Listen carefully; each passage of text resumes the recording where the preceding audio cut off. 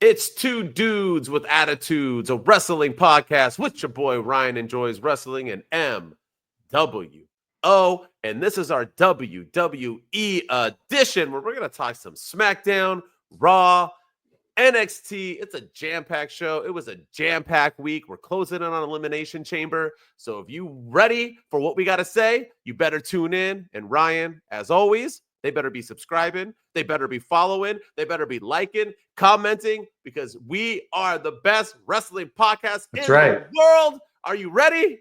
I am. Let's do it, man. Let's go. Let's go. Two dudes with attitudes. Let's go. It's the two dudes and our attitudes ruthless, aggressively speaking. So let's do this. We're Ryan and Denton. They here to get your attention. The 5-star broadcast shit. Start to the ending. Whether it's the E or it's all E. The two dudes with the attitudes that bring the heat. Get the point, yeah, it's on, time to lock in. Listen to the podcast where they get it poppin'.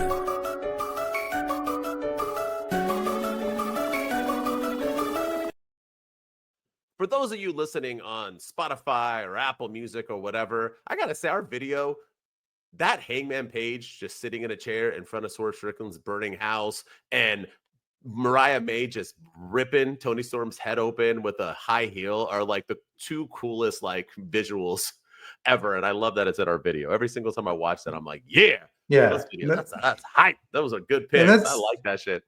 Yeah, and that's AEW, man. Like their production has significantly improved from where it once was. So that was all in 2024. Some of the best moments of AEW. So it was. Awesome it's not WWE standards yet, but it is good. Yeah, it's getting there. Good stuff. Yeah, for sure. All right, so we got to open up. We got to do. If there's two things the dudes like to do, it is read the news. So our producer Ryan is ready to hit us with some news that I didn't even know about until right before we went on this show. So let's hear it, Ryan. What you got? Yeah, so Goldberg has apparently teased a potential return. Now, he didn't say to what company. I think we're all assuming it's WWE, considering he showed up at Bad Blood in Atlanta and he did the thing with Gunther. But Goldberg announced back in November, apparently, that he will have a WWE retirement match sometime in 2025. And then he said that he explained why his retirement match wouldn't suck and that he will repair his damaged body via stem cells. Well, apparently he's gone down to Colombia and he's gotten the stem cells and he's not allowed to train for a few weeks as a part of that process. But he's going to have a match sometime this summer for his retirement match. And this is what he said. He said, "I feel like $1 million comparatively. You have to be logical, but it's really hard. It's like you're a freaking racehorse again and you're being held in the stall and you can't come out for a period of time.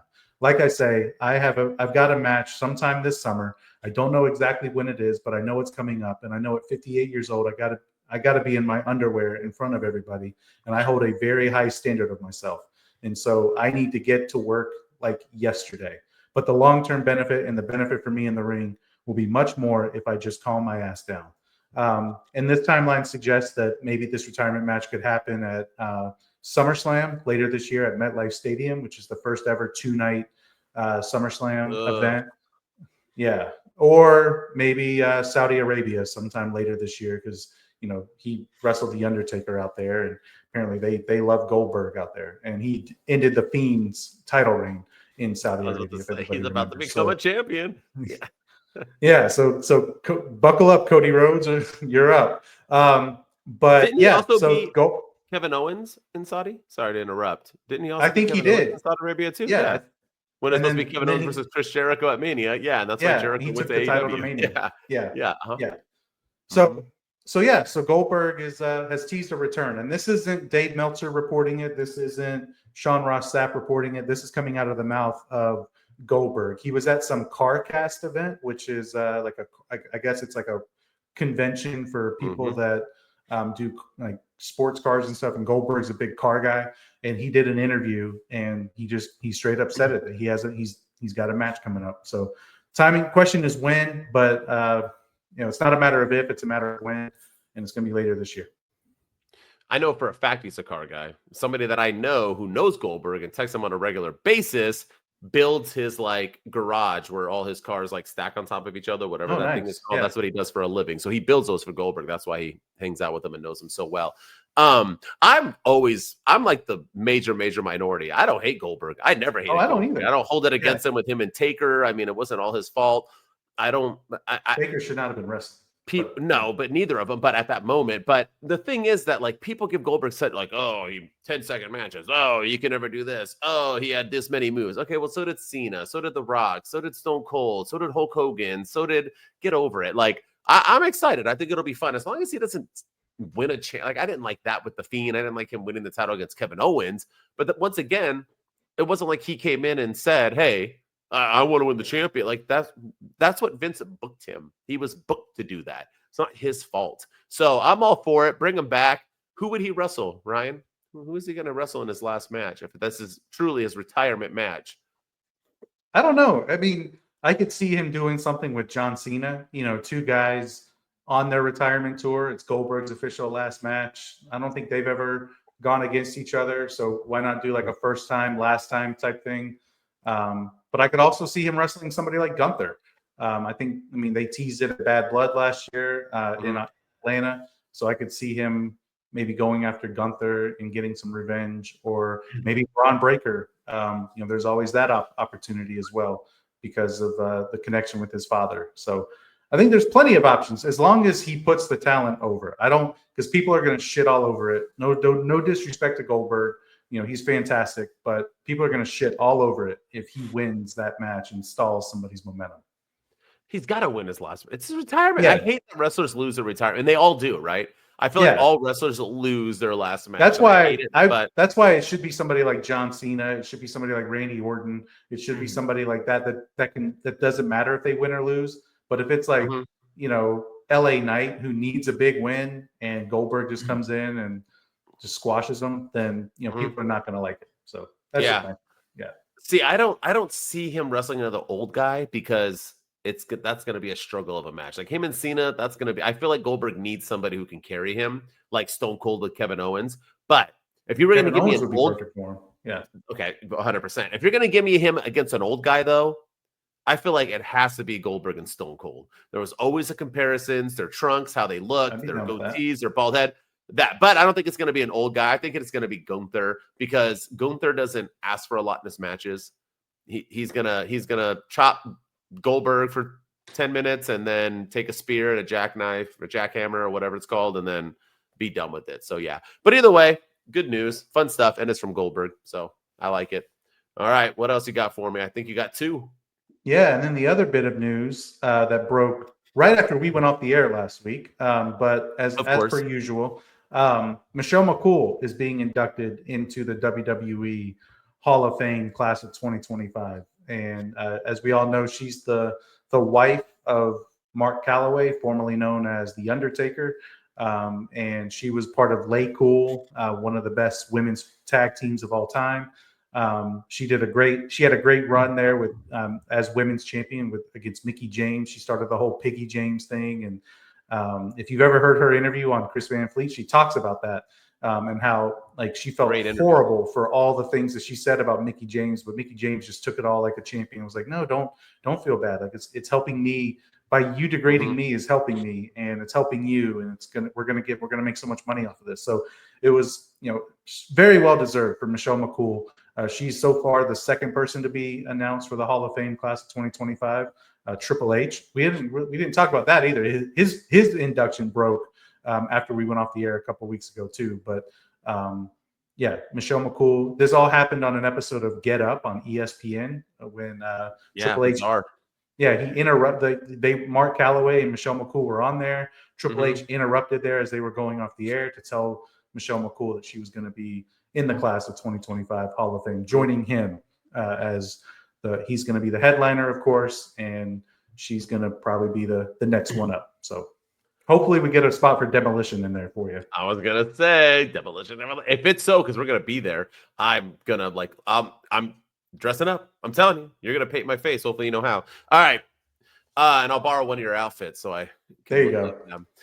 Michelle McCool, though, major props. You know what's funny is that her Chris Van Fleet interview was like a week before that. And all Chris Van Fleet talked about was her going to the Hall of Fame. So I was kind of like, oh, did you know? Because you were bringing it up. But Here's the thing, right? Number one, great picture, by the way. Oh my Jesus. But she deserves it. I think it's I know my dude. I think it's sad that she gets so much crap. And she talked about it a lot in the interview with Chris Van Vliet. If you didn't listen to it, go listen to it. It's great stuff. But like it's not her fault that the Divas were taken as a joke. She could wrestle today. If she was that age now, she would be still a Hall of Famer, maybe even more so, and be able to hang with any of these girls. They were talented there and then. And Michelle McCool knew it.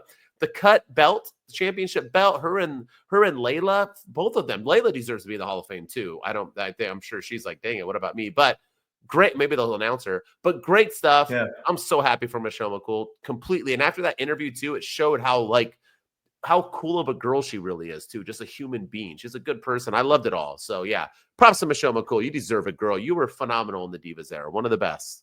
So, yeah, absolutely. And I still remember the whole thing with Mickie James. And I think Mickie James, if you're not going to have Layla do it, because she's not in the Hall of Fame, but maybe Mickie James should be the one to induct her. I think that would be pretty. I mean, it'll be Layla, Mickie James, or The Undertaker. So yeah. So one of those three, but you can't go wrong there. Let's get into some Smack Sound, my man. It's time for the meat and bones of our weekly reviews of WWE. And let's start it off since we're going from Michelle McCool. Let's talk about somebody who's still doing it and doing it well. She's doing it and doing it and doing it well. I don't know if you ever knew LL Cool J, hot song in the 90s. Yeah, Lady Cool James. Yeah. Yes. Tiffany Stratton was getting a beat down, and she got saved by none other than God's greatest creation, Trish Stratus. She came to save, to the huge surprise. Nobody had that on their damn bingo card. And then later on, they announced that them two are going to tag team match up at Elimination Chamber because it's Trishy time and it's Shiffy time. And they're going to wrestle Nia Jax and Candace LeRae at Elimination Chamber. What do you think? Did you like it? I know you like Trish Stratus, probably not as much as I do, but did you enjoy it, just the match itself, or what do you think? Yeah, I liked it all. This was a perfect way to bring Trish back, especially if she's not going to be a heel, with the thank you Trish moment, which I still think is one of the best things that happened in 2023. It was really good. Doesn't get talked about a lot, but it was a great gimmick. But I still have that shirt. Yeah, it's a good one to have, and we should be thanking Trish. But yeah, we should. I'm excited about this. I mean, it makes sense. Trish Stratus is from Canada. Elimination Chamber occurs in Canada, so they're going to get the babyface pop. It's a great way to establish Tiffany Stratton as a true babyface in WWE, because I think there was some confusion. I don't want to say confusion, but people don't really know which direction her character was going, because she was coming out and still feuding with Nia Jax, but then talking to Charlotte Flair and going after Bayley and so it was just a lot of confusion as to what direction her character was going. And now we 100% know she's a babyface, and we're getting that because of her alliance with Trish. So I think it's going to help her in the long run, and it's going to be great for Nia to and Candace LeRae to get some exposure that way against one of the best. Because Nia's getting better and better in the ring, and she's going to get some significant heel heat because she's in Canada, and everybody in Canada gets cheered when you're from Canada, except for Kevin Owens this coming week, and everybody that's not from Canada that's a heel gets booed. They play the roles perfectly. So yeah, I'm excited about all of this, and I was happy to see Trish Stratus come and help Tiffany Stratton. Yeah, and I mean, she's in phenomenal shape. She can go. Yeah, and it's smart to put her in a tag team match, because even though she's in probably some of the greatest shape ever, you're also not, ring shape is different. She's not wrestling on a normal basis. So her having a singles match, having to do all the work was probably hard. So her being able to just cut her time in half, great idea. Talk about who's winning in this situation. Candace freaking LeRae. Absolutely. This girl started from the bottom. Now you're here. She was like a nobody, pairs up with Nia Jax, and now she's going to be wrestling against possibly, in my opinion, the GOAT of women's wrestling, Trish Stratus, and Tiffany Stratton, who's moving on up. I mean, win-win all around. I'm excited for this. And I like that Elimination Chamber is building some nice matches. I like that we're not just letting the champions have a day off, because that's what we've done in the past, and I hated it. Like, oh, you're the champ for Mania, you'll just wait and see. No, let's have them either defend their belts or have a tag team match. Let's do it. I mean, there's hot rumors right now about, what's going to happen on SmackDown with The Rock and Cody Rhodes, or they're going to challenge him on Elimination Chamber. So we'll see. But nonetheless, like, I like what we're doing here, and I'm excited for this match. And it was nice because I didn't expect. I thought Trish Stratus could be at Elimination Chamber, but the fact that she came out to help Tiffany Stratton was a nice welcome surprise. So I loved it. Yeah. Trips keeps doing it, man. He's good with the surprises. He finds a way. Yeah, now just book the women's division better. Apparently, there's reports that there's frustration amongst the women that they're not being used properly, and this is all dirt sheet fodder. Oh. Yeah, because of they're just not being. I mean, look at the mid-card championships with the women, and look at the way everything else is being booked. Outside of Rhea and Liv, there's not really a lot going on. So this is a way to book them better. You got 4 very popular women being used at a big time event. So we're a step in the right direction if that's what everyone's upset about. Well, it's not going well. 2 out of the 3 things we're talking about is the women. So let's get back into some more women. We had some attackers, and I'm assuming it's who they are. Liv Morgan and Raquel Rodriguez are the attackers of 1. Jade Cargill, I'll let you start. Go ahead. You really think are they the attack, or do you think this is a misdirection? No, there's no way this is a this is 100% them. It has to be. There's no there's no way. No. Triple H doesn't do that kind of stuff. He's straight to the point booking. Yeah. I think it's obviously a misdirection. The fact that people were making videos like they had just solved some sort of case, they solved some sort of puzzle. Like they were Scooby-Doo, right? Yeah, we did it. We cracked the case. It's a misdirection. But I think it's a genius way to do it. I think it's a great way to put all the blame and get the heel heat on Liv and Raquel. Maybe Liv and Raquel take the belts off of Jade and Bianca because they need something. And then that's when Jade comes out and tries to attack. We think they're going to attack Liv and Raquel, but she ends up attacking Bianca or Naomi. So I think it's perfect. And so it's a great way to get heel heat. It's a fantastic way to kind of create a diversion. They did this similarly with NXT recently with Trick Williams when Trick Williams got attacked and everyone was questioning who it was. And then they brought out Lexis King, and he was kind of the one that was like, "Oh yeah, you're the attacker. You were seen on camera with him." It turns out it was Carmelo Hayes, and it was a great way to do it then, and it's a great way to do it now. So I'm excited to see where this goes because I still don't know who the attacker is. I want it to be Bianca, but I have a feeling it might be Naomi. But we'll see. So I was going to make a TikTok about this, but I wasn't sure yet. But that is a misdirection. Hear me out. Hear me out. It's not Liv and Raquel. I just know it. Don't fall for it, guys. No, hear me out. Hear me out. Are you ready? Have you seen that Lonely Island sushi glory hole? Hear me out. Hear me out. Yeah. Hear me out. Hear me out. Hear me out. What if it's got theory Naomi? Time. Yeah. Oh, yes. What if it's Naomi and Bianca?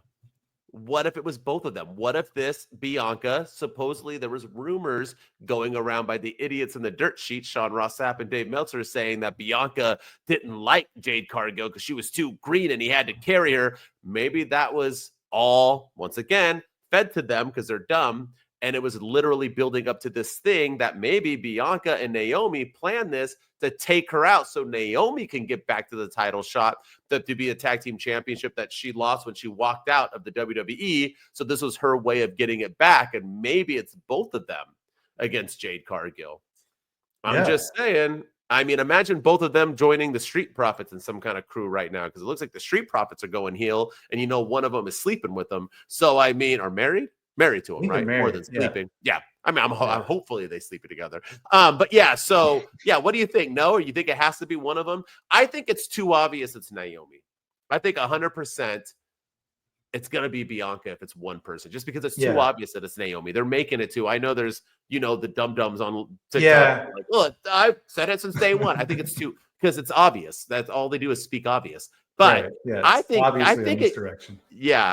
Right. I think it could be both of them. No, you think that's too far fetched? You don't think that's a good? No, I don't think it's far fetched at all. They both need a heel turn. Yeah, I don't think it's far fetched at all. I think it's a good idea. My thing is my only gripe with it would be, I feel like if you do both, it minimalizes the impact of a Bianca heel turn. I think Bianca turning heel would be you could end the show. You could end SmackDown with Bianca going full heel, and it would be a shocking way to end the show. I feel like having Naomi turn with her kind of lessens the impact of that. But that's just me. I just think it would be it's kind of like when Roman Reigns turned heel, and people want John Cena to turn heel because they think he would be a fantastic heel. I think Bianca would be a great heel. And so I think if you have them both do it, which is very likely and probably, not out of the realm of possibility, but I think it would lessen the impact of a Bianca heel turn, because I think it would lose that shock value a little bit. Okay, hear me out. Jade's going to hit the ring, confront them, saying it's both of them. Naomi is like, it wasn't me. What the hell are you talking about? This and that. No, it was you. That's why you took my spot. You and Bianca, blah, blah, blah. And then whatever, Bianca binks Jade, and Naomi's like, what are you doing? And then she binks Naomi and double turns on both of them. Does that sound better? I like that better. A better way of doing with Jade thinking it's both of them, and then Bianca takes them both out, and now she gets straight heel heat. Yeah, I think that's better. Yeah, I think that's better. But I mean, you never know, because the New Day turned heel in a beautiful way. And look at them now. And that's what I'm saying. They were huge baby faces. Yeah, and it was a big swerve. So yeah, we don't know where this angle's going, and that's the beauty of it. And I'm digging everything they're doing. So I think it works no matter what. If it's Naomi, if it's Bianca, or if it's both, it works. Yeah, absolutely. But wait, it's Liv and Raquel. Yeah, obviously it's Liv and Raquel. They confirmed it on Raw too, so we got to got to pay attention to the shows. You got to watch the stuff in between. Yeah. Them walking out of porta potties means that they attacked. All right, let's end it with Jacob Fatu and Solo Sikoa. They are heating up. Fatu was in a match trying to get in the Elimination Chamber. Basically, Solo came out to help, but didn't. And they got in their business each other. Obviously, we are getting Solo versus Jacob Fatu at Mania. Are you excited or nah? I am. I think it's the only way to go. And there were people that were pissed off that Jacob Fatu didn't win the Elimination Chamber qualifier match, and that they feel like he should have been in there. But if he's not going to win and wrestle Cody Rhodes, this is a good way to protect him. And he didn't get pinned. And it's a good way to keep him from getting pinned because it's an elimination match. So he would have to get pinned. So it's a good way to kind of protect him a little bit going into WrestleMania. But I like this direction. I'm curious as to what's going to happen, because now the reports are that The Rock's coming to SmackDown. And if ever there was a time to be a fan of a 3-hour SmackDown, it's tonight, because The Rock's entrance takes an hour and you won't have to cut anything for time. So you'll have plenty of time. So you don't have to cut a women's match or anything. But so I'm curious as to like what part he's going to play in it, if at all, or if he just comes out and announces that WrestleMania is in New Orleans, because tonight's episode of SmackDown's in New Orleans. But I think Jacob Fatu deserves a match against Solo Sikoa. I think it's the only way that they should go. It's the only place to go. And my only concern about it, though, is Solo taking another loss, because Jacob can't lose at WrestleMania. It's his first one. So Solo takes yet another loss. That's not going to help him at all. But I don't know. I like the idea of the match, and I can't wait to see it. The promos are going to be off the chains, and I can't wait for "I love you, Solo" to turn into "I hate you, Solo." Like I'm all about it. Bring it on. Oh yeah, because he said he stole my line and said "I love you, Fatu" on that he SmackDown. So yeah, he stole my shit. Here's the thing. Solo Sikoa is probably currently the most underrated wrestler at the moment. People hate on him just to hate on him. The dude has phenomenal matches. He's great on the promo. The dude is a winner, and we just hate on him just to hate on him. It's disgusting. This match is going to steal the show at Mania. We'll be there. I guarantee you this match is going to steal the freaking show. The end. And yes, that's right. Two dudes are going to be in Vegas the entire time. Got to come meet us and hang out with us if you're out there. But yeah, I like this, and I think it is a win for Solo. Solo needs a new character anyway. Losing again and finishing off the Bloodline story officially, I think that's good for him, and he can go find himself, and then that's gonna just put the rocket on Jacob Fatu into straight main event. I think Fatu is gonna main event WrestleMania 42 next year, one of the nights. He should. Almost 100% sure. The dude is money. All right, we ready to get into some Monday Night Raw? Yeah, I think so. Because Ryan, you like it raw. And I know you want to talk about Sami Zayn and Kevin Owens, so I'll let you just go with it. Let's hear it. Sami Zayn and Kevin Owens. Yeah. Kevin Owens hasn't been on SmackDown or Raw since the day after the Royal Rumble. And this match between Kevin Owens and Sami Zayn has been built beautifully. He's been doing promos from his car. He looks like me when I'm filming a TikTok. Kevin Owens, doing it from the car, and he gets more views and more excitement and more engagement than I do. I don't know what his secret is, but man, like the way they're doing this is beautiful. I thought I'm gonna give a shout out to Adam Pearce too, because Adam Pearce is becoming one of my favorite general managers in all of professional wrestling, because I feel like he was kind of a clown there for a little while when he was running both shows, but now that he's only doing Raw, he's more fair. He doesn't care if you're a babyface or a heel. I thought he had a great promo on Monday night when he was talking about how, I can't let you have this match. You've been told no by me. You've been told no by Nick Aldis. You've been told no by your doctor. You've been told no by the people in the back and the board. And, you're not medically cleared. And then he turns it into Kevin Owens, I can't stop him if he power bombs you and he puts you in the pile driver. And Sami Zayn flipped it back and was like, you can't stop me if I do this to him, if I haluva kick him, if I beat him down, if I beat him in the audience, in the crowd. And Adam Pearce then made it an unsanctioned match. And I'm all for it, man. I think this match has been built beautifully. I can't wait for it. These two guys going at it in Canada. It's a perfect place for them to do it, since this is where their career started and they're both from there. Yeah, this match has been built beautifully, and I can't wait for it. Well, and I really, really like what Triple H has been doing in the booking team or whatever, with giving us excitement over matches that maybe we weren't excited about. Jey Uso and Gunther, which we'll talk about, probably can go ahead and talk about it after this, but nobody was really excited about it, right? People were complaining that Jey won the Rumble. People were complaining that it was him versus Gunther when Gunther just beat him a week before that. And then we got that whole promo or that segment last week where Jay's yeeting all over Pat McAfee's face, and Gunther gives him the beat down, lays him out, and then Jay's like, oh, I'll face you. But it got us excited, right? Because you're like, okay, this is the heat we needed. This is the same thing I felt about Sami Owens and Kevin Owens. Sami Zayn and Kevin Owens. I was excited about this match, but I was getting crap for that. People were attacking me like, you're an idiot. They wrestle all the time. Yeah, this got you excited. Yeah, this unsanctioned. It's unsanctioned. Who gives two shits? It's so stupid. It's not an official match. Yes, it is. You're going to put it on the card, the billing, and put it out. Yeah, it is an official match. But it just really got you intrigued. And Sami sold it. Pierce sold it. Kevin in his promo afterwards sold it. It was just really, really just great shit. And now people are excited for this match because of that. Triple H has been doing that and doing it well. And yeah, let's get into it. Gunther and Jay, they went at it again in another promo. What'd you think?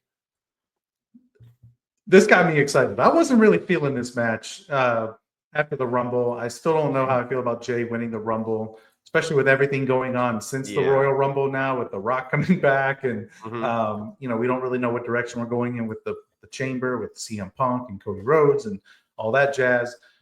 So I'm still not really sure how I feel about Jay winning. But, man, Gunther is getting better and better on the microphone each and every week. And this time he came out through the crowd, and it was a beautiful troll job. I mean, he was yeeting with them and basically saying that you guys are too simple. It's a simple move for simple folks. You just move your arms up and down. So then he said, what did he said? Me standing up here is like reading Shakespeare to a dog. And it was just beautiful. Yeah, it was beautiful stuff.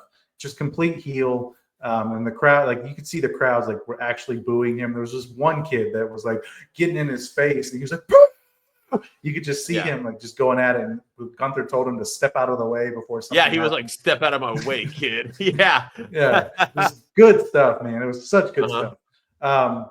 So yeah, I think, and this got me excited about the match. Now I kind of want to see Jey Uso take it to Gunther. I want to see Jey Uso beat this guy down, because this guy's too arrogant. He's a prick. He's a bastard, and I want to see him taken down. And that's another thing that I think Triple H does beautifully, is he gets you to truly hate the heel to the point where you want the babyface to win. And I thought Gunther did his part. Jey Uso did his part. And then Jey Uso cut a beautiful promo too, where he was like, I'm tired of being underestimated. I'm tired of people, counting me out. I'm tired of people. I feel like when he dropped the yeet, like, oh, here I am in Yeetville, and I'm gonna yeet you, and I'm gonna give you a yeet down. Like he dropped that and can kind of went more passionate. Jey Uso can cut a really good promo, and that's what he did on Raw too. So I liked it all.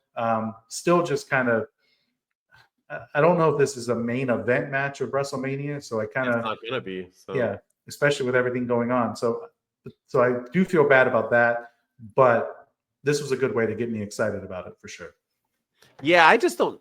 And I love Jey Uso. I still don't see him as a champion walking around and it being believable. I don't see him having a long run. It is what it is. But yes, I agree with everything. I also like that he was going to throw the coat at Pat McAfee again, and he thought differently of it and just kind of like threw it to the ground. He's like, I don't want to hit another poor innocent kid. I always think it's super crazy that these wrestlers come through the crowd, baby faces or heels. Like, people are stupid, and I get that they check you before you go in, but I mean, you could do what stops somebody from just punching you in the face or pushing you down the stairs, or like Gunther walking down, he gets real heat. Like, brave on him to like even partake in that. I would have nothing to do. It was like when Sean and Brett wrestled in the screw job, and Sean would like told Brett, like, yeah, throw me in the crowd and let's fight. I'm like, that's insanity. People in Canada wanted to kill Shawn Michaels. Like, the fact that you were okay with getting thrown in, man, props to them. But yeah, I agree. I thought this was better than the last week. I thought Jay did well. I'm so over the yeet, but I'm also over the yeah. So it is, and I'm over the what. So I hate one-line things. I think it's stupid and it's a cheap way. Just like I hated Mick Foley saying, in North Carolina, yay! I hate it. I just think cheap it's pop. stupid. Yes, I want a real freaking promo. If you're good, then you're The Miz. If you're good, you're Piper. If you're good, you're CM Punk. If you're good, you're MJF. You don't need cheap pops to get people to cheer or boo you. You can do it with actual talent. But nonetheless, it was good stuff. I enjoyed it. And I am looking forward to this match. It'll be the second match of the night or something. You'll see. Maybe it'll open, but it's gonna get lost, and everyone's just gonna say, that's why you shouldn't have won the Rumble. So I don't, because fans know everything. But the only thing I didn't like with this promo was getting Pat McAfee involved, and I thought that was kind of lame. It was just, I understand what Gunther was trying to do, basically say that Michael Cole and Pat McAfee are supposed to be unbiased and they're supposed to be, neutral when it comes to their coverage, and yet here they are standing on the table and yeeting and crowd surfing every time Jey Uso comes out. But getting him involved in the promo, and like Pat McAfee, like, you've wrestled Austin Theory before, you've wrestled Baron Corbin before, you wrestled Vince McMahon, you've wrestled Adam Cole, and you're gonna act like you're scared of Gunther? Like, I don't know. He was just like, I didn't say that he could beat you. I think he has a good chance of beating you. It was just like, I don't know. I just feel like that kind of took a little bit away from it for me. But other than that, it was a good promo. Yeah, Pat McAfee also sucks. So I'm glad he doesn't pop on after First Take anymore. Did they get rid of his show, or is his show like on ESPN News now? Yeah, I think he was off the air for the week on vacation. Yeah, he should be off the air forever. Dude freaking sucks. Yeah, get Corey Graves back over there. Yeah, he's the reason Aaron Rodgers got cut from the Jets. So that's how bad he sucks. Talk about sucking. The Judgment Day sucked it up.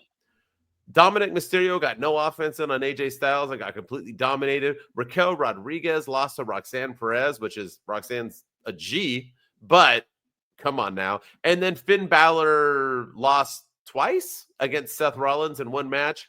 What the hell? Break them up already, or kick Finn Balor out of the crew? I am over this shit.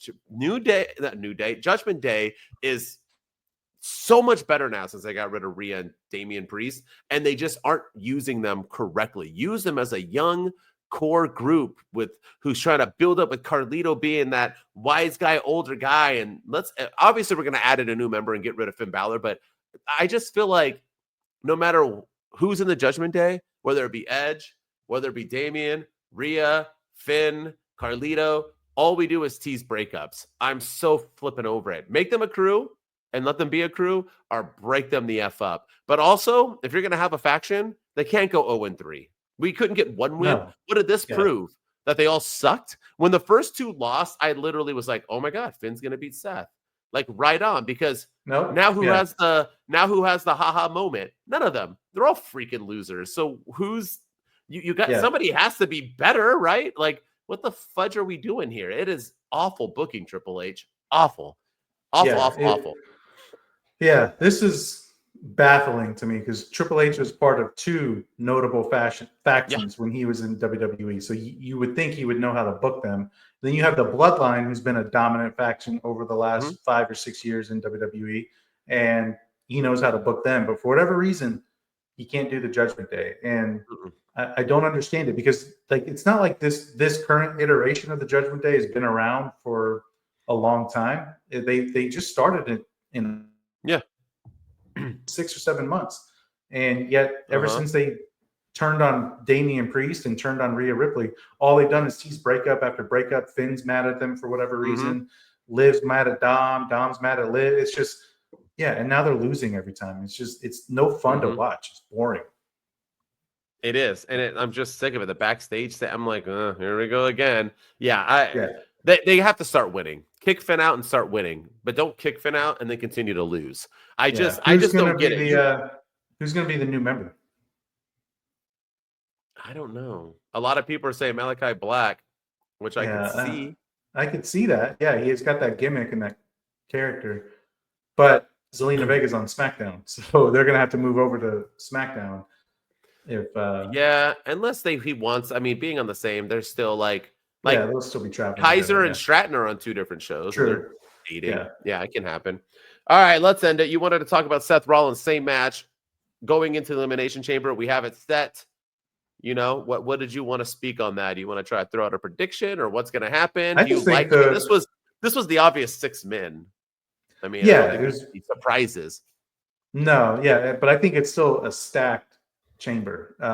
You know, it's some of the favorites from the Royal Rumble are in this match. John Cena, CM Punk, Seth Rollins, Drew McIntyre, Damian Priest, and Logan Paul. So it's going to be a fun event. I am curious as to where this goes for Mania. Like, is Cena really going to win this thing? Is CM Punk going to win this thing? Are we going to get Punk? Like, are we going to get Punk versus Logan Paul? I worry about that because they had a little I don't know. I'm just really confused as to where we're going to go. But I thought the match on Raw between Seth and Finn was good.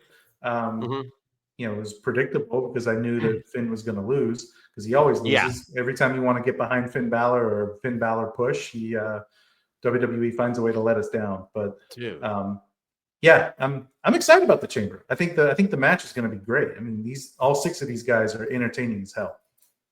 They really are. The thing is, though, is that none of them are really going to win other than Punk and Cena. It's not going to be Priest. Right. It's not going to be McIntyre. No. It's not going to be Seth. It's not going to be Logan Paul. Roman's They're not going to take out Seth. Yeah. Yeah. Well, is that what Logan's doing? Because Logan kind of feels, or not Logan, but Seth kind of feels out of place because I think Logan Paul's there to be the highlight reel. He's going to do stupid shit, flip, doop, dop, bloop. He's going to be the one that people talk about, like Roxanne Perez is going to be in the women's. You got obviously Priest and McIntyre who are going to find a way to get involved so they wrestle at WrestleMania. Cena and Punk will be the last one, so the crowd is rooting all like, I don't know what to do, and then whoever's going to win. Seth kind of just is lost in this, I think. But, I mean, he was necessary and needed to be there. But, yeah, I'm excited. I think it's the right 6 men. I don't know why people hate on Logan Paul. And I think Cena will be the last one out because he can't go that long, and we'll see what happens, man. I mean, we'll see how many people are gone by the time Cena even gets into the match. But, yeah. I'm excited for it. I think it's going to be good. And unlike the women's match where I literally couldn't tell you who's going to win. I mean, I can give you an option, but it could be any 6 of them, really. Honestly, it could be to wrestle, at WrestleMania for the title. But this match, I think it's pretty cut and dry. It's either Punk or John Cena. There's nobody else. Unless The Rock is going to add himself in. I don't know. Yeah. They're going to add an extra pod. Where is he going to go? But I'm excited for it. And Seth definitely was the right one. But I agree with you too. I'm so sick of seeing Finn Balor just every time. I mean, he's like the Brooklyn Brawler now. He's just pointless. And I don't get. I almost think they should have switched and had Seth Rollins and Finn Balor open the show as like the first match of the show, and then close the show with the Sami Zayn and Adam Pearce moment. And I think Raw would have been I think it would have been better with that. I just kind of felt let down at the end because I already kind of knew the outcome, and then it just ended. You know, that was it. Yeah. Like, okay, we're done. Seth Rollins is in the chamber. See you next week. Bye. So I feel like they could have added a little bit of intrigue with the unsanctioned match announcement being made to close out the show. But yeah, I agree. All right, let's get into NXT. You ready? Closed out the Tuesday, and I would like to announce my condolences. Ricky Starks is dead. But don't worry, when someone dies, a person is brought to life. That's what we are told every 3 minutes, I believe. Maybe it's quicker now. But Ricky Saints is alive. I guess since he's from New Orleans and he likes football, he decided to get rid of his real name and become Ricky Saints. A lot of idiots on TikTok are saying it's because WWE wants to own the name, even though Ricky Starks came out and literally said it was his idea, his concept. Nonetheless, whether it's his idea or not, do you like it? Do you hate it? And why did we have to wait until the shot of the contract to find out what his name was? And that contract, nobody talks about this because everyone's talking about the name. But that contract looked like it was typed up by like the person who waited until the very end of the group project, right? Like the person who waited till the very last minute is like, oh shit, the project's due tomorrow. Okay, I'm gonna put this contract together real quick. And it was like logo, your name, wrestler name, and that was it. That's all it said. You know, it had like Shawn no, Michaels' like match, and, Triple H, Shawn, and Ricky Saints, right? That was it. Yeah. That's all it said, and then the NXT logo, and that was it. So it was really thrown together at the last minute. But I do think I don't like the name. I mean, people are going to call him Ricky Starks no matter what. It's going to be hard for wrestling fans to grow out of that. Just like we still call Adam Copeland Edge. We still call Lexus King. Well, I guess we call him Lexus King. We don't really call him Brian Pillman Jr. But but he was a nobody beforehand. Yeah. I just don't understand how Ethan Page came over as Ethan Page and Sean Spears came over as Sean Spears and CM Punk came back as CM Punk. Cody Rhodes came in as the American Nightmare.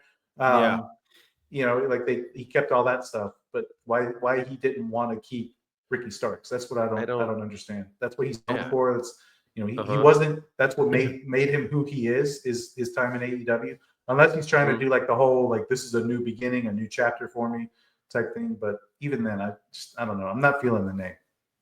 Well, the two people from AEW who changed their names both said it was their choice. Lexus King said he didn't want to be Brian Pillman Jr. He wanted to be Lexus King. And Ricky Starks is saying he wanted to be Ricky Saints. Here's the thing. Lexus King sucks. I mean, I don't care anymore. Ricky Saints sucks, but I'm not going to care. Pretty soon we'll call him Ricky Saints, and it is what it is. He's not Edge. Edge was Edge for like 20 years, 25 years. Obviously, that's why we continue to call him Edge. Like, that'd be like Shawn Michaels all of a sudden being like, now I'm like Michael Hickenbottom. And people are like, no, we're not going to call you Michael Hickenbottom. He still put Shawn Michaels in the credits when Triple H is Paul Levesque. Yeah, it's not. That's what I think is funny, too, is that they're like, this is an official contract signing. Ricky Saints. Well, no, then it's not official because that's not his name. So obviously, let's like, but no, that contract was made by me, someone who has no idea how to make any type of like Adobe anything because I'm awful at that. That'd be me making it. Like, I'm like, oh, well done. Like, that's like me. Like, and I would like space bar it too, like space. Okay, Ricky Saints, go down, enter, space in the middle. Like, that would be like how I would make it. Like, come on, WWE. And somebody had to approve that. That's the thing. Like, somebody was like, this looks television worthy. Let's put this contract on TV.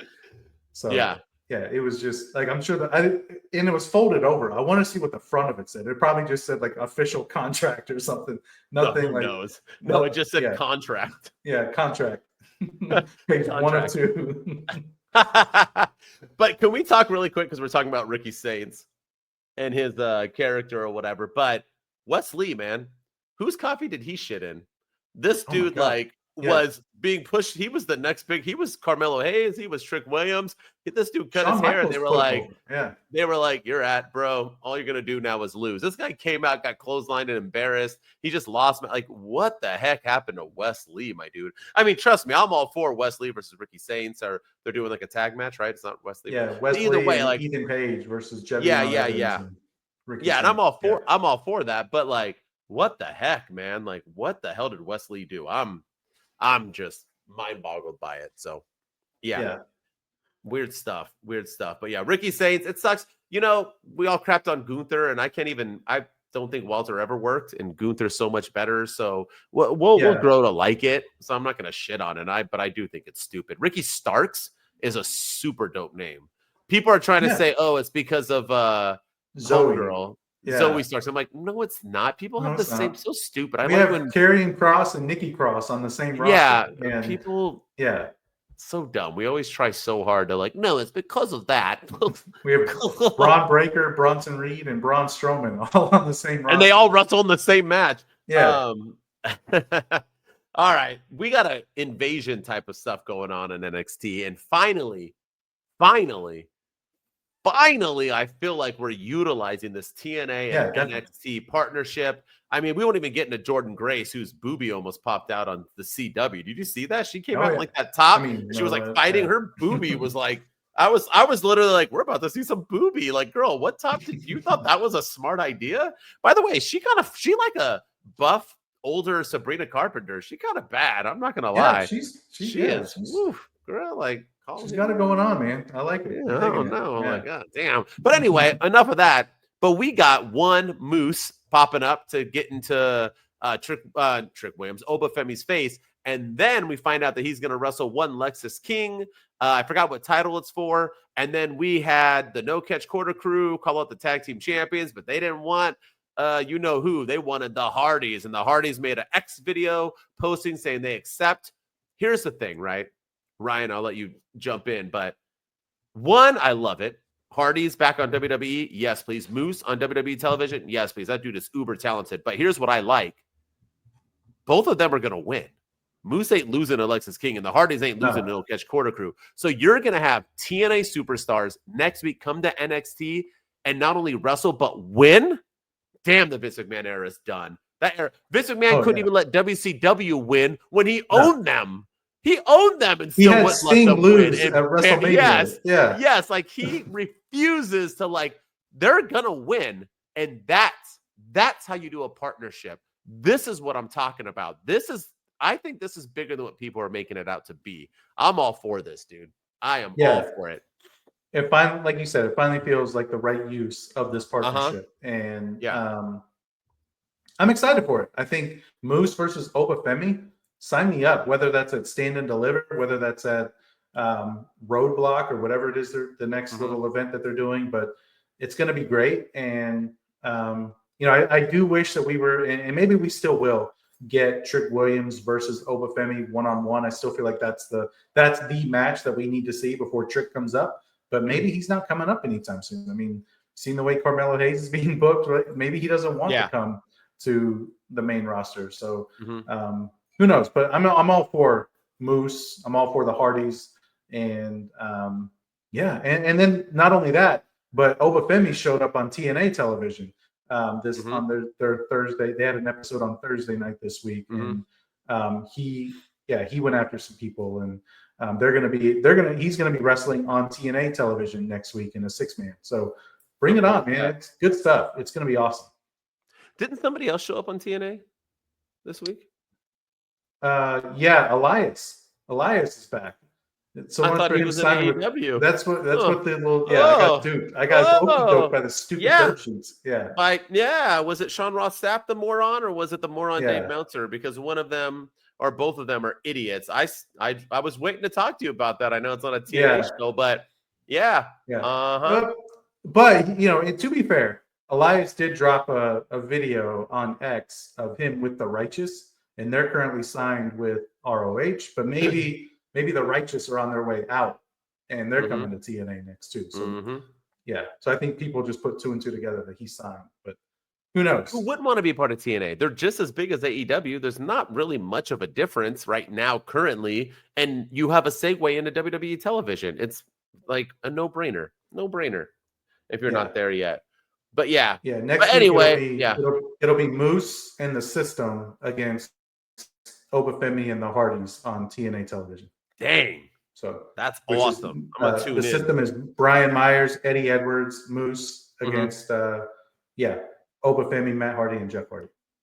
And TNA is good, man. So yeah, tune in, y'all. If you're not watching it, It's like fun I to said, I watch. think we're pretty close to doing an episode on it. I think we should. I think it's good stuff. Yeah. Even if we do a crossover of TNA and AEW or whatever, but I think we need to start sites. Good stuff. All right. Well, nonetheless, that was our WWE Weekend Review, SmackDown, Raw, and NXT. And we are going to get in our segment, and we are going to do some highs and lows. And I think you have a song for this, don't you? I certainly do. Yeah, we're going to talk about our highs and lows of the week of WWE. Highs and lows, let's go. This is highs and lows, it's time for the list. Who's killing it and who should probably go and sit? You're the best, getting listed up high as hell. As for the lows, they can come up here and take an L. Yes, they got their fingers on the button, yeah. Never sweat the mid, just the best and who run it. I'ma let them chill, let them run through the list of names. This is highs and lows, go ahead and do your thing.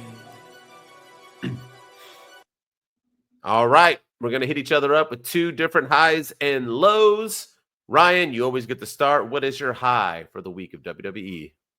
Well, we just talked about it a little bit, but I'm going to do the NXT TNA partnership as one of my primary highs. I'm really liking what they're doing. I didn't like it at first. I wasn't feeling it. It was just kind of dumb. I felt like we were getting the superstars in TNA that nobody cared about, and TNA was getting the NXT people that nobody cared about. But now we might be getting Moose and Obafemi. We're getting the Hardy Boys back on NXT in a WWE ring.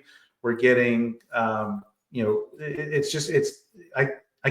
think they're doing it beautifully. And I think this is a true partnership. And like you were saying earlier, TNA is actually going to get some victories in this partnership. Whereas before it was kind of one-sided. It was just, what's the point of, Wesley against the Rascals when Wesley constantly beats the Rascals? It was just, whatever, boring. But what they're doing now, I'm excited about. Jordan Grace being in NXT and being in WWE, even with this TNA partnership, is beautiful. I think it helps too with the wrestlers that were recently released. If Sonya Deville shows up in TNA wrestling, well, now she can always come back to NXT. She can be on NXT television. So I think it's an extra place to go and kind of gives you a layer of protection for those people that can maybe show up again in WWE TV. So I'm all about this partnership right now. I think this is how you do it. This is how they're utilizing it, and they're doing a fantastic job. Great call. And I'm waiting for some Nick Namath popping up soon, too. So yes, it'll be good. I'm all excited. I'm just pumped for the Hardys, man. That's all I got to say.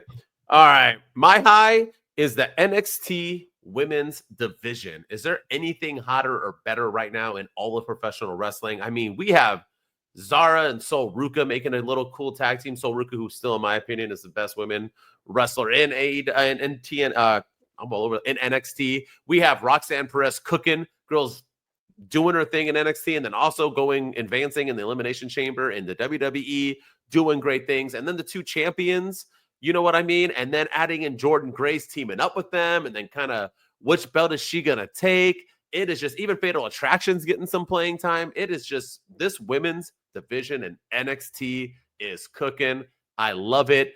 Even though I think AEW could possibly have a more stacked women's division, if you look at Mercedes Money and other people being booked, they ain't getting booked like the NXT women's division is. This division is here to stay. It's changing the way we think about women's wrestling, and I am all for it. I'm loving it right now, man. I look forward to all of their matches. Yeah, no, and we didn't talk about NXT Vengeance Day, but we got Stephanie Vaquer winning the North American Championship. Julia is still our NXT Women's Champion, so they obviously think very highly of those two. And then, the roster just continues to get deeper and deeper with Jordan Grace coming on and everything else. So, the NXT Women's Division is probably the most, it's the deepest division in wrestling. It's the it's the best booked division in women's wrestling. And it might be the most entertaining part of NXT, in my opinion. I agree fully. Well said. All right. What's your last high? Because I'm going to keep this one in NXT, and I'm going to give some credit to somebody who doesn't get a lot of credit. I'm going to go Ava. I feel like Ava over the last couple of months has really stepped her game up. She I got the sun in my face here, but she has really she kind of went from being just this bland, stiff character who felt like she was rehearsing lines and had to read lines all the time to coming out as more confident. She's more, I don't know if when The Rock showed, ever since The Rock came to NXT to like hang out with her backstage, ever since then, she's had this confidence about her and this swag about her. And it's been fun to see this transformation with her and her character. And she's more fair than ever before. She doesn't care if you're a baby face or a heel. She doesn't care if you're right or wrong in the situation. She's doing her thing. And I think she's getting more confident on the microphone. She's getting better and better each week with all of the segments that she's in. And yeah, I'm really digging Ava right now. And I think she deserves some praise. Yeah, well said. Well, I fully agree. And I crap on her a lot on this show. So yeah, it's nice to see her finally finding herself and finding who she is as a GM. She's doing great and she looks great. My last high, I'm going to keep it real, man. Kevin Owens promos. And yes, Sami Zayn had a great promo and so on. But my highs, Kevin Owens just doesn't miss. Whether he's crying and emotional while blaming Cody and blaming Sami Zayn, he just cannot miss with the way he is being presented. And he is the biggest star, I think, right now in the WWE. He is just carrying on his back. And I'm excited because you know a returning Randy Orton is happening in Elimination Chamber, and we're going to build to Kevin Owens versus Randy Orton out WrestleMania, which will be great too. And the promos he'll cut there. And I just love it because like Drew McIntyre, what he's saying is true and everything he is doing is factual. You know what I mean? And now he's taking him out, right? Cody betrayed him. He wrestled him. Sami betrayed him. He's wrestling him.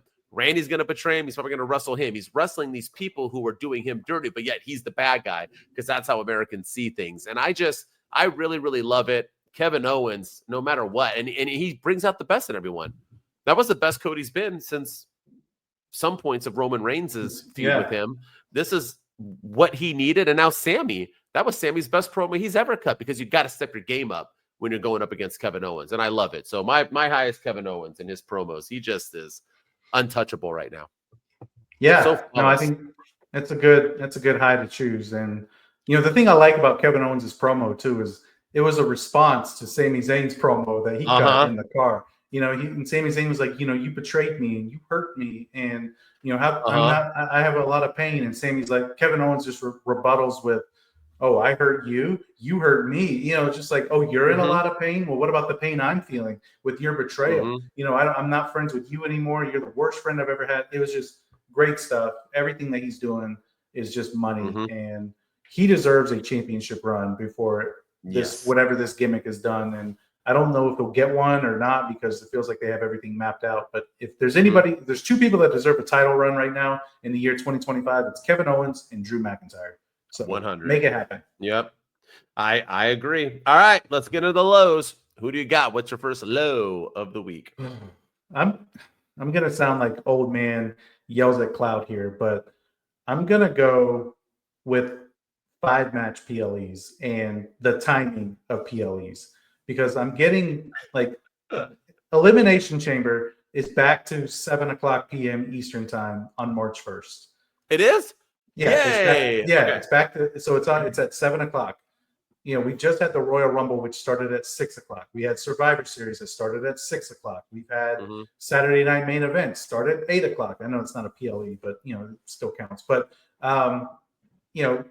it's just WrestleMania is supposed to start at 6:00 on night one and night two, and Stand and Deliver is supposed to be over at 4:00 because it's going to start at 1. So it's like you got 2 hours before you have to get to the other building for Mania. They're far too. They're not close.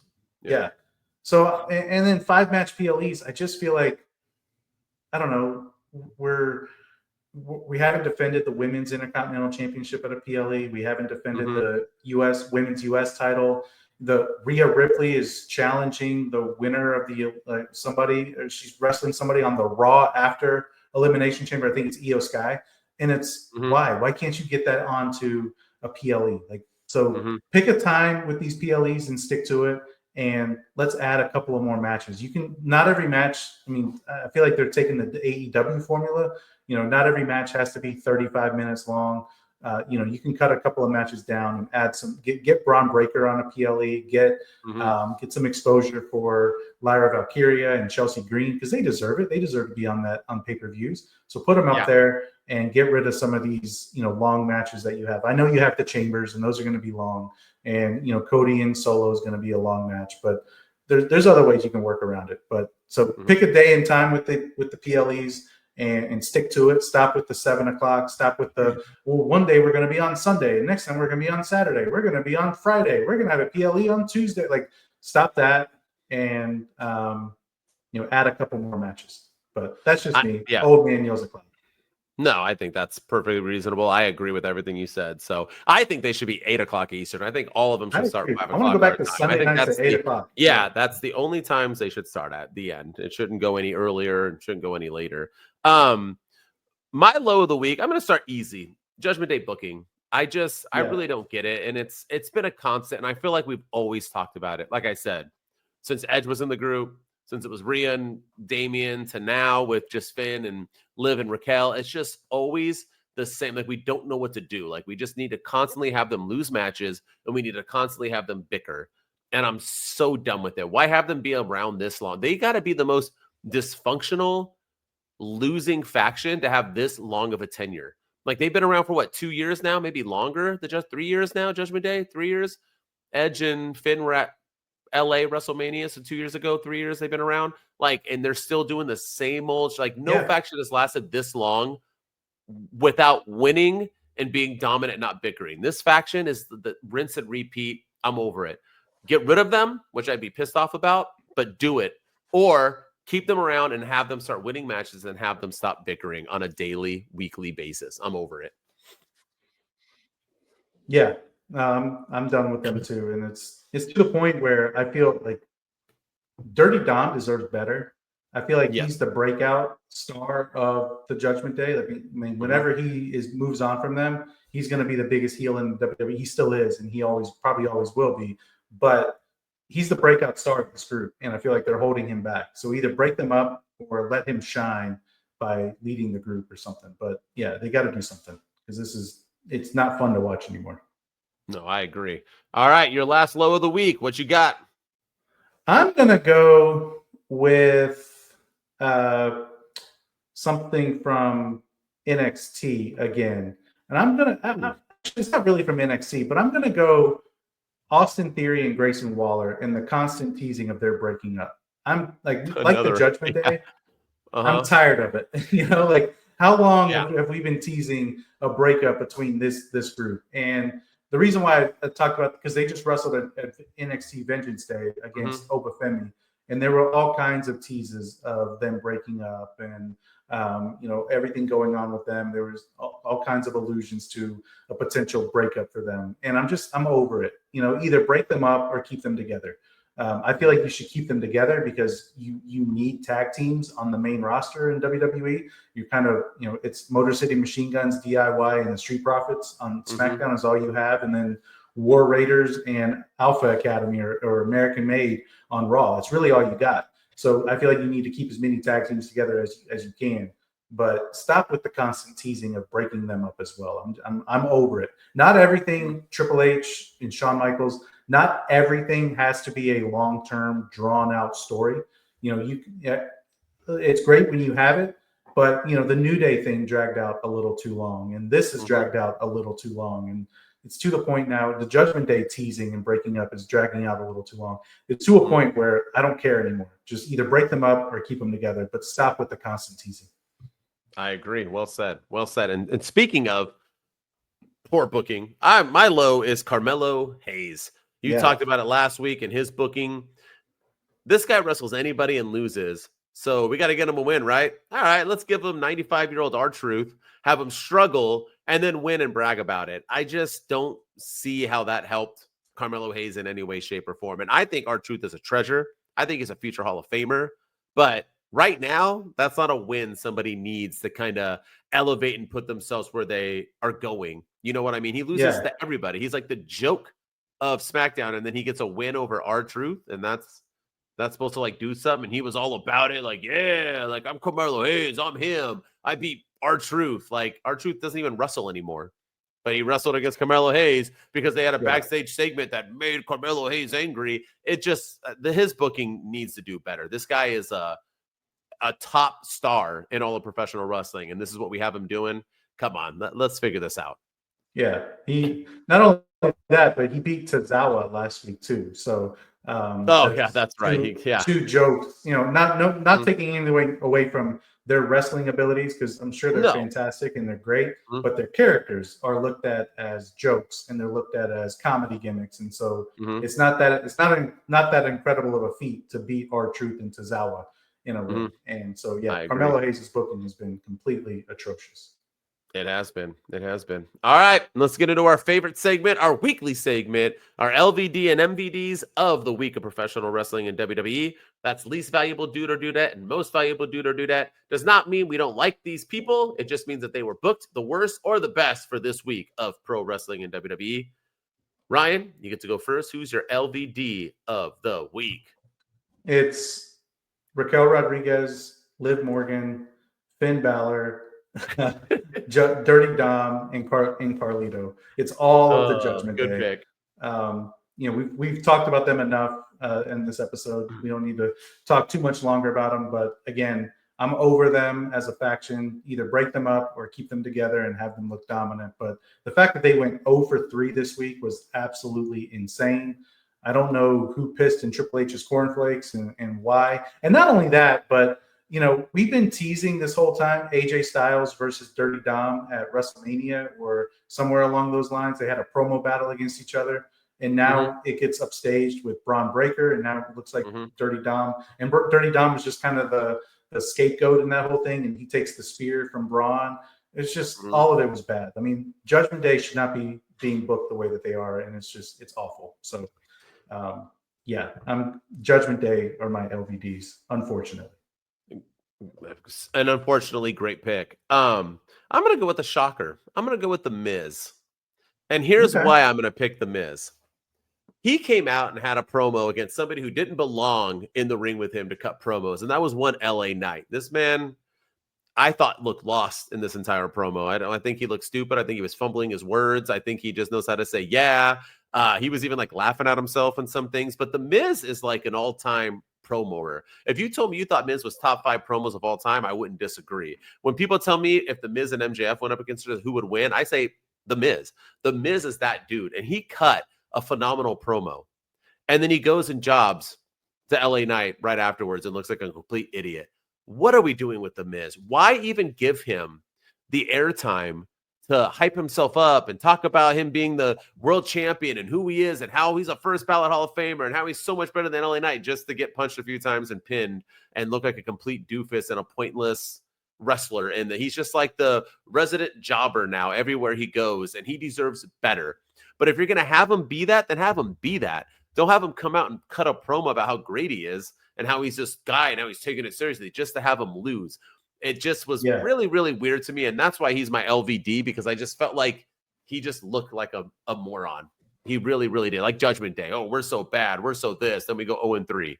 You know what I mean? It's like The Miz. Oh, I'm that guy. I'm way better than you ever were, LA Knight. And then he just jobs to him in like a basically 5-minute squash match. Wasn't that long if I remember. Just really, really weird booking. So The Miz is my LVD for the week, and I don't like it. So no, I don't like the Judgment Day being mine. So I understand completely where you're coming from. And I don't know what that was all about. And I think it's the 3-hour SmackDown. I think that's the problem. And maybe that should be the low, or the low of the week, or the LVD, because they got to kill time. So let's have The Miz go out and hype himself up for 5 to 7 minutes in a promo battle with LA Knight, because we have nothing else to do. And then he just loses. So maybe it is the 3-hour SmackDown. If this was a 2-hour show, I doubt that promo even happened. Yeah, true. Good point. All right, let's end on a positive. Who's your MVD of the week? I'm going Sami Zayn and Adam Pearce. I feel like, I'm leaving Kevin Owens out of it because I feel like Kevin Owens, he's like LeBron. He could be the MVP every year if they wanted to. But I'm going to give it to Sami Zayn and Adam Pearce because, on a show that had the New Day, on a show that had the Judgment Day, on a show that has, Rhea Ripley on it and CM Punk on there and Seth Rollins and several other notable, really good talkers on the microphone, the best promo of the week, in my opinion, in WWE came from the general manager. And it was heartfelt. It was really good. Probably one of his best performances as GM. And then Sami Zayn, Kevin Owens is making him look fantastic as well. And he's bringing the best out of Sami, because this is one of the best promos I've seen from Sami Zayn in a long time.